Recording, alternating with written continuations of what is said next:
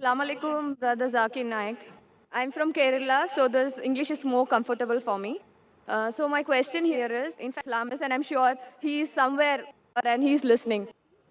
बहन का सवाल है कि वो केरला से है और अंग्रेज़ में और महारत रखती है।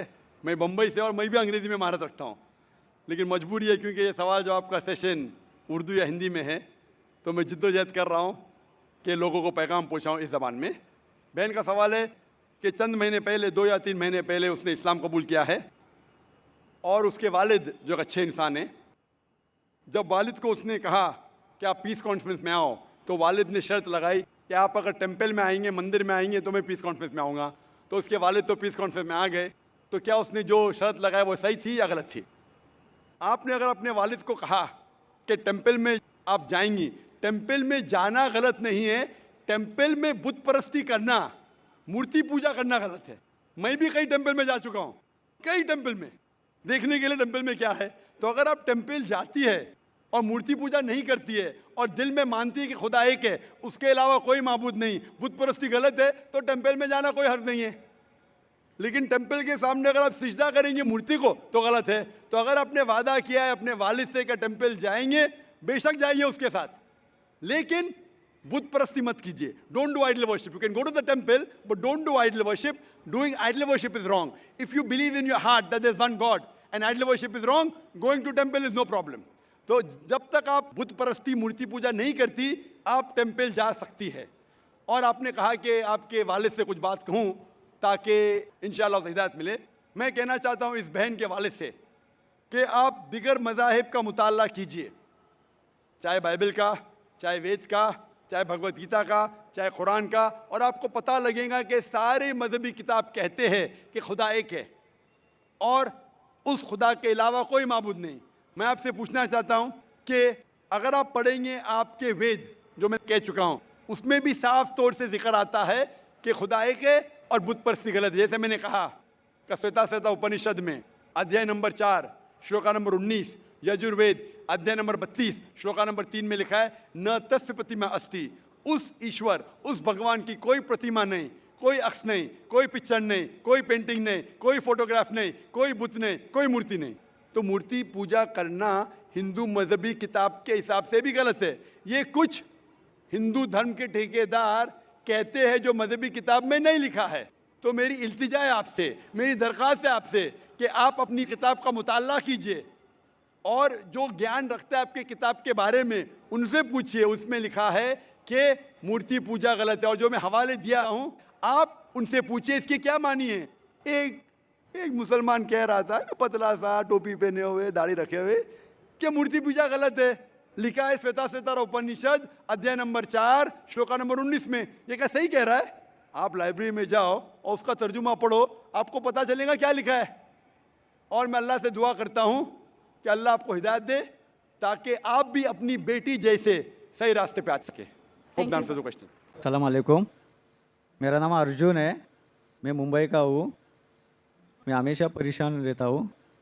तो मैं एक दिन सिकंदर भाई को मिले थे, 1 साल हो गया। मुझे कलमा पढ़ने के आपसे सब लोग से मुझे दुआएं चाहिए। सब भाई बहन इसके लिए आज दुआ करें प्लीज़। मैंने कहा कि वो 1 साल से परेशान है और वो इस्लाम कबूल करना चाहता है। भाई साहब, इस्लाम का मतलब है शांति। शांति। मैं दुआ करता हूँ कि इंशाअल्लाह आपको शांति मिले। मैं पूछना चाहता हूँ कि आप मानते हैं कि खुदा एक है? हाँ, मानता हूँ। आप मानते हैं कि बुत परस्ती गलत है? हाँ, गलत है। आप मानते हैं कि मोहम्मद सल्लल्लाहु अलैहि वसल्लम आखिरी पैगंबर है? हाँ, पैगंबर है। आप कितने वक्त से इस्लाम के बारे में पढ़ रहे या इस्लाम के बारे में कसर देख रहे? अभी 1-2 महीना हो गया। 1-2 महीना, माशाल्लाह। आप इस्लाम के चीज़ के ऊपर जो भी आप इस्लाम के बारे में जानते हो उससे खुश है? हाँ। आप इस्लाम दिल से कबूल करना चाहते हैं? हाँ। आप पे कोई भी ज़बरदस्ती कर रहा है? नहीं। कोई भी दबाव? नहीं। आपके दोस्त का दबाव है क्या? नहीं करेंगे तो मारूंगा? कल एक सवाल है। हाँ जी, सवाल पूछिए। अभी इस्लाम कबूल करने के बाद देव देवता कुछ से जी, इस्लाम कबूल करने के बाद देव देवता से डर लग रहा है। देव देवता भाई ने कहा कि इस्लाम कबूल करने के बाद देव देवता से डर लगता है। अल्लाह ताला फरमाते सूरह इमरान में सूरह नंबर 3 आयत नंबर 160 में कि अगर अल्लाह आपके साथ है, अल्लाह मदद आपकी करे। अल्लाह मतलब ईश्वर। ईश्वर ने परमेश्वर, ये ईश्वर, ये हिंदी लफ्ज है ना, इसमें मिलावट, ईश्वर मतलब ईश्वर के ऊपर होता है परमेश्वर, तो इसलिए परमेश्वर कह रहा हूं मैं। ये अल्लाह वर्ड एकदम साफ है। गॉड भी अंग्रेजी में मिलावट, goddess, God father, God mother, मिलावट हो सकती है। खुदा, ना खुदा, ईश्वर, परमेश्वर, देव, देवता, देवी, ये सब मिलावट है, इससे डरो मत। सही लफ्ज है अल्लाह। अगर अल्लाह आपकी मदद करता है, कुरान मजीद में इसका जिक्र आता है, सूरह इमरान में, सूरह नंबर 3 आयत नंबर 160 में, तो कोई भी आपको नुकसान नहीं पहुंचा सकता है। लेकिन अल्लाह आपकी मदद नहीं करेगा तो कोई भी आपको बचा नहीं सकता। इसीलिए कह दो मोमिन से कि अल्लाह पे ईमान लाओ। अगर अल्लाह आपके साथ है तो कोई भी आपका बाल भी नहीं बांका कर सकता है, कोई भी, देव देवता छोड़ो, कोई भी इंसान नहीं। तो इसीलिए मोमिन को परमेश्वर सबसे ऊंचे, जो हमारा खालिक है, हमारा रब है, हमारा बनाने वाला है। हो सकता है कि शैतान आपको भड़का सकता है, ऐसा करोगे तो हो सकता है कि आपके पड़ोसी आपको मारेंगे, आपके पड़ोसी आपको नुकसान पहुंचाएंगे। ये आपको शैतान भड़का रहा है और ये शैतान का काम है। इसीलिए हम कहते हैं औज़ बिल्लाहि मिनश शैतानिर रजीम। हम पनाह चाहते हैं शैतान मरदूद से, अल्लाह के पास हम पनाह लेते हैं शैतान मरदूद से। सबसे ज़्यादा आपको पनाह जो दे सकता है वो एक ही है, वो अल्लाह। तो आप दिल से कबूल करना चाहते हैं? हाँ। आपको कोई भी दबाव नहीं आपके दोस्त की तरफ से? नहीं, कुछ कोई माली दबाव कोई नहीं? नहीं, कुछ नहीं। दिल से उस आवाज़ के साथ। हाँ। इंशाअल्लाह मैं अरबी में कहूँगा और आप उसे दोहरा सकते हैं। अशहदु अशहदु अल्लाह अल्लाह इलाहा इलाह इल्लल्लाह इल्लल्लाह व अशहदु व अशहदु अन्ना अन्ना मुहम्मदन मोहम्मद अब्दुहु अब्दु व रसूलुहु। व रसूलुहु। मैं शहादत देता हूँ मैं शहादत देता हूँ कि अल्लाह के अलावा अल्लाह के अलावा कोई माबूद नहीं कोई माबूद नहीं और मोहम्मद मोहम्मद सल्लल्लाहु अलैहि वसल्लम वसल्लम उसके पैगंबर और बंदे हैं। माशाल्लाह मुस्लिम हो चुके, और मैं अल्लाह से दुआ करता हूँ कि आपकी परेशानी को दूर करे। और मैं चाहता हूँ कि आप कुरान मजीद का तर्जुमा पढ़े। सर, जो इसके ज़बान आपको अच्छी आती है, हिंदी आती है तो हिंदी में पढ़िए, मराठी आती है मराठी में पढ़िए। कौन सी ज़बान आप जानते हैं सबसे बेहतर? मराठी। इंशाअल्लाह मैं दरख्वास्त करूँगा वॉलंटियर से कि मराठी का कुरान लिखे है, और मेरी दरख्वास्त है कि आप मराठी में कुरान मजीद का तर्जुमा पढ़िए, उसके ऊपर अमल करिए। कुरान मजीद पढ़ने से आपकी अक्सर परेशानियां दूर रहेंगी, क्योंकि कुरान में लिखा है कि कुरान एक शिफा है बहुत से परेशानी के लिए। मेरा नाम विजय सोनी है। मैं मध्य प्रदेश एमपी से आया हूँ। एक छोटा सा काम करता हूँ यहाँ, और मैंने सुना कि यहाँ जाकिर का प्रोग्राम हो रहा है। मेरे अंदर ऐसा कुछ भी नहीं है। मैं मानता हूँ कि खुदा अल्लाह पाक एक है, ईश्वर एक है। कुरान, बाइबिल, हर जितने भी मज़हब कभी किसी को गलत राह नहीं दिखाते, फिर भी इंसान भटकता है। क्यों? आज लोगों को बीमारियां हो रही, ट्रेन से जा रहे हैं, गिरते हैं, मरते हैं, बीमारियां, अंधे, लंगड़े, लूले, क्यों? ऐसी क्या कमी है? अल्लाह पाक से हमको दुआ करना चाहिए कि हमें अल्लाह पाक एक नेक इंसान बनाए और दुनिया में रहना चाहिए, फिर भी ऐसा क्यों? भाई साहब का सवाल है कि वो मानते हैं कि अल्लाह सुब्हानहू तआला एक है, और वो कहते हैं कि बाइबल, कुरान, वेद, ये सब मज़हब की किताबें सही चीज़ सिखाते, फिर भी इंसान भटकता क्यों? ये कहना कि सारी मजहबी किताब जो आज मौजूद है सही कहती है, मैं इस बात को नहीं मानता हूँ। मैं एक तालिब इल्म हूँ, मैं बाइबल पढ़ चुका हूँ, वेद पढ़ चुका हूँ, गीता पढ़ चुका हूँ, और कुरान मजीद भी पढ़ चुका हूँ। कुरान के अलावा जितनी दीगर मज़ाहिब की किताब है, इन सालों में इनमें मिलावट हो चुकी है। बाइबल के स्कॉलर्स कहते हैं कि Bible has been corrupted, it has been concocted, it has been fabricated. तो कुछ चीज़ लेकिन बाइबल में अब भी सही है, कुछ चीज़ सही है, कुछ चीज़ गलत है। बाइबल में कितनी अनसाइंटिफिक चीज़ें हैं। खाली आप पहली बुक पढ़ेंगे जेनेसिस चैप्टर नंबर 1, उसी के अंदर आपको कई अनसाइंटिफिक चीज़ मिलेंगे। इसमें लिखा है book of Genesis chapter number 1 verse number 16 में कि खुदा ने 2 बॉडीज़ बनाए, 2 लाइट देने के बॉडीज़ बनाए जो रोशनी देती है। सूरज जो दिन में रोशनी देता है, चांद जो रात में रोशनी देता है। आज की साइंस कहती है कि चांद की खुद की रोशनी है ही नहीं, वो रिफ्लेक्टेड लाइट है। उसका मतलब बाइबल के अंदर खुदा ने गलती की नहीं, इसमें इंसान ने मिलावट की। और ऐसे में सैकड़ों मिसाल दे सकता हूँ, वक्त की किल्लत होने की वजह से नहीं देना चाहता हूँ। इसी तरीके से वेद में भी मिलावट है, ओल्ड टेस्टामेंट में मिलावट है, न्यू टेस्टामेंट में। कुरान एक वाहिद मजहबी किताब है जो 1400 साल के बाद भी माशाअल्लाह पाक है, क्योंकि अल्लाह सुब्हानहू व तआला फरमाते कुरान मजीद में सूरह हिजर सूरह नंबर 15 आयत नंबर 9 में कि मैंने ये कुरान नाजिल किया हूँ और मैं इसकी हिफाजत करूँगा। मतलब जितनी मजहबी किताब पहले आए वो सिर्फ एक वक्त के लिए थी, इसीलिए खुदा ने उसे अहम नहीं समझा कि उसे महफूज रखे, क्योंकि कुरान मजीद इंसानियत के लिए आखिरी पैगाम है। अल्लाह ताला खुद अपने आप पे लेते हैं और कहते हैं कि इस किताब में कोई भी मिलावट नहीं कर सकता, और इस किताब के ज़रिए अगर आप पढ़ेंगे तो कभी भी भटक नहीं सकते। पढ़ने के बाद अगर उस पर अमल करेंगे तो कभी भी नहीं भटक सकते। पढ़ने के बाद उसके ऊपर अमल नहीं करेंगे तो भटक सकते हैं। आप पूछते क्यों इंसान भटकते? क्योंकि ये इंसान की फितरत है। इंसान को अल्लाह सुब्हाना व तआला ने फ्री विल दिया है। फ्री विल मतलब आपको इजाज़त दी है कि आप अल्लाह की बात को माने और चाहे तो न माने। बाकी जितनी अल्लाह की मखलूक़ात है, all the creation, you have got no free will except for जिन एंड इंसान। इंसान और जिन को छोड़ के बाकी क्रिएशन को कोई भी फ्री विल नहीं है। इंसान अल्लाह की सबसे बेहतरीन क्रिएशन है, जिसमें अल्लाह ताला फरमाते कि इंसान चाहे तो अल्लाह के अहकामात पे अमल कर सकता है, चाहे तो नहीं कर सकता है। अगर आप अमल करेंगे तो आप फरिश्ते से भी ऊंचे हैं, क्योंकि फरिश्ते को कोई इजाज़त नहीं अल्लाह के खिलाफ जाने के लिए। जो अल्लाह बोलता मानते। अगर आपके पास फ्री विल होने के बाद आप अल्लाह की बात मानते तो आप फरिश्ते से भी ऊंचे हैं। अगर नहीं मानेंगे तो आप फिर शैतान जैसे बन जाते। तो ये इम्तिहान है। आप मुझे पूछ रहे कि एग्जामिनेशन में टीचर कुछ लोग को फेल क्यों करती है? नहीं, एक्चुअली जो आप बोल रहे हैं, मैं ये बोल रहा हूँ, आज की डेट में हजारों लोग डेली मरते हैं और हजारों बीमारियां पैदा होती हैं। भाई और साहब जन्म पूछते- जन्मांतरों से हमको कुरान है, उस शिक्षा दी जाती, फिर भी लोग अमल क्यों नहीं करते? भाई साहब ने उस- पूछा हजारों लोग मर रहे। भाई साहब उससे ज्यादा लोग पैदा हो रहे।